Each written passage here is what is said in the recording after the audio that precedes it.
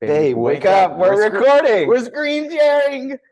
Oh, boy. Here we go again. It's wine for Real people, I guess. Let's talk about how we can affect the price of wine just based on different things that the winemaker and sort of market can do for the wine that affect the ebb and flow of the price over time. So we'll first start with the grapes themselves. Grape growing is a big part of where you get your price for your wine, whether you're using premium grapes in a premium area, or whether you're just in a premium area itself. Because going into, say, a premier wine region, like one of the cru regions of, say, Burgundy, you're gonna automatically expect a higher price just to pay for that land since you're in a premium region. That being said, the land also plays into the soil itself, the soil composition. If it's not in a conducive sort of arrangement for winemaking and grape growing, you need to have that soil prepared, and you need to have that soil sort of treated so that your vines are going to be able to thrive. Next up on grape growing, the most important thing, the vines. They must be bought and planted. And as such, you got to kind of nurture these guys. And it's going to take many, many years to ever see a return on the investments. And that's why opening a winery is so expensive. The market price of the grapes themselves also dramatically affects the price. And for most wineries, labor is actually one of the highest costs. Typically, to minimize cost, you would rely on a seasonal casual labor. So when harvest time comes around, you'll have labor force for then, or you can straight up mechanize because you don't have to pay the machines, right? Grape growing is one of the two production costs, and we will now get into winemaking, where maturation is probably the biggest thing. Time is money. And when you have to store wine for a long time, as per some local guidelines, let's say you're making a Grand Reserve or Rioja, that's got to sit there for a while. Yeah, I think what our it's like 3 years total, right? Years? Yeah, it's 3 years total. It's going to take a while for that that money to also return to you because it's sitting in your cellar, right? Not an immediate return on something like that. And even furthermore, wine itself is stock that accrues value over time, and that money is not always available straight away. So time is money in the wine world, and you need to make sure that you're getting a return on your investment once you finally are able to release that investment out into the market. So another thing with winemaking, in addition to maturation, you have the equipment.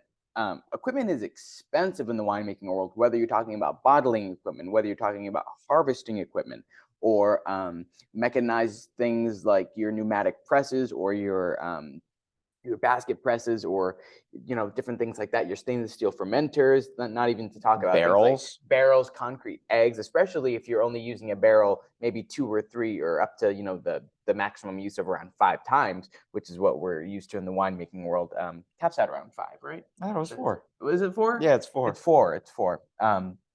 So equipment is expensive, but same thing that you can do with your labor force, depending on when you're picking, you can also share your equipment with a local winemaker or a local cooperative of winemakers, or if you're in a small village and you have a couple of winemaking companies producing, then if you're all at slightly different stages of your production process, then you have the ability to purchase equipment as a whole, or sort of rent out someone's equipment and not have to incur the full price of buying that equipment, because that equipment cost gets reflected in the final cost of your wine. So something as simple as equipment can sort of really drive up the cost of a wine, depending on where it's made and how it's made.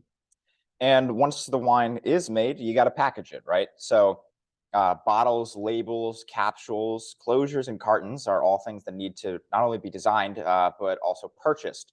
Closures are not always a factor that affect quality, however. It's as contrary to popular belief. I have a big thing about screw cap gang. Your unique bottles or packaging requires a higher cost. I know there's that bottle of rosé with like the rose on the bottom. That's got to be expensive. Oh my god, and the glass cork too. Oh my god, and the glass cork. Talking about the same bottle, yeah, the glass cork. It's a good bottle. But sometimes larger producers find that it's cheaper to export your wine in bulk and then bottle in the target market. So you don't have to worry about transportation of the bottles, rather. However, this isn't always allowed. And like I said, it's only available to larger producers. So your small, like mom and pop winery, if that's even a thing, won't be able to do that kind of stuff. Right. So then moving on to distribution, and we're talking about sales and transportation of the wine. This is a really sort of complex part of the whole wine world. The idea of trading wine to different countries and different regions, because as we started to talk about, different regions are going to have vastly different laws and vastly different regulations on how alcohol can be distributed and consumed and things like that. So it's going to be a highly regulated market when we talk about transporting and distributing these wines, not even to mention when it gets to the point of sale. So producers have to rely on other companies to be able to sell their wines to a larger market. So you'll see a lot in America where having wine importers and wine distributors bring in the wine, and then it's their job as the sort of in-country point person to then distribute that wine. So you have the winemaker who's contracting with a distributor in another country. That distributor is then, as the name implies, distributing that wine to, say, restaurants and retailers and What have you? Yeah. and what have you. And we'll talk about restaurants and retailers in a second. But the fun part, taxes. Yes. What are the two certainties in life? Alcohol generally has a tax in every country, and this can radically change from country to country. And as such, the tax can increase the overall price of the wine. Next, we're talking about retailers. When we talk about price in reference to retailers, these retailers and restaurants, they have to make a profit, right? And typically, restaurants will cost more just because this increased price takes into account the occasion, the environment, and the level of service provided by the restaurant.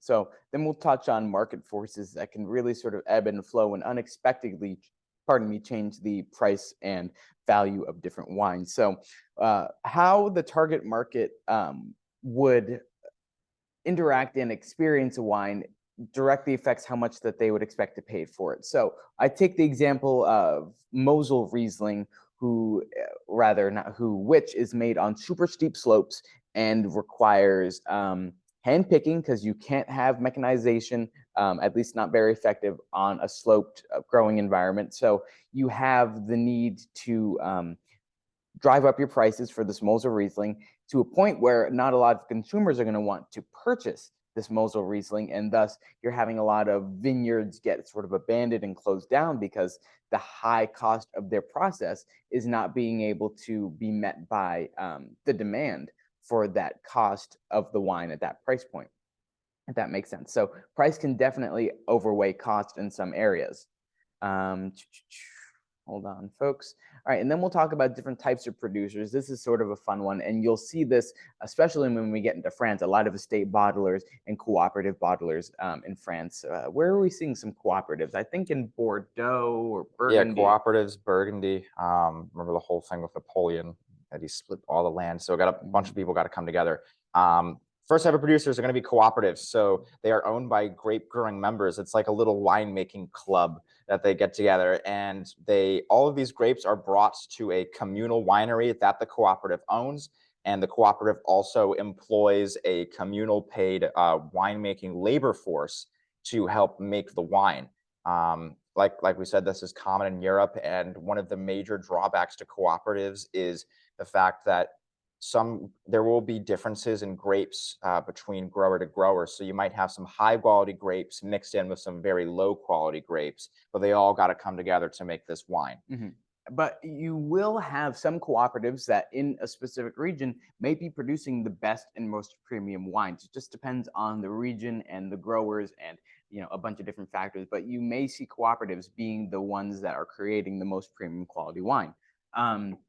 Same thing I think can be said with a couple of these types of producers. But we'll move on to something that's a little bit more common outside of Europe, the idea of a merchant. So a merchant purchases either wine after it's made or grapes itself from growers or perhaps from cooperatives or single winemakers, and then it's their job to then do the production after that point. So they can either be on sort of a smaller scale, focusing on more premium production, or they can be on a larger scale, focusing on more variety production. They have bandwidth to be along that spectrum. And they have a little bit more control over the quality than a cooperative, because they have the ability to reject and accept different supplies of their grapes or their wine, depending on what they want. They have the ability to verify or to reject whether they want to or not. And they're sometimes referred to as a négociant in French, and we'll see another French term for estates when we talk about that. So estates are probably the most tiny. This is the most zoomed in the sense that these wineries make wine only from the grapes they grow. And as such, they have great control over the grapes, but this comes at the cost of seasonality. Estates are greatly affected by bad weather. So let's say it hails for some reason during the growing season and your grapes are damaged. Well, that's just going to affect your wine going into the winemaking season. Typically, estates have the best quality wine, and it's referred to in French as domaine, a labeling term, not necessarily a labeling term, but something you'll see on wine labels a lot. Well, my friends, that has been Wine for Real People. Yeah, that's it. Factors that affect the price of wine. That's why wine's so goddamn expensive. Taxes. So yeah, we'll see you next time. We don't stand for taxes No. on the Wine for Real People channel. Never forget that. We never pay taxes. We're still Wait, recording. we're still recording. Recording is in progress still. Where? It's up there.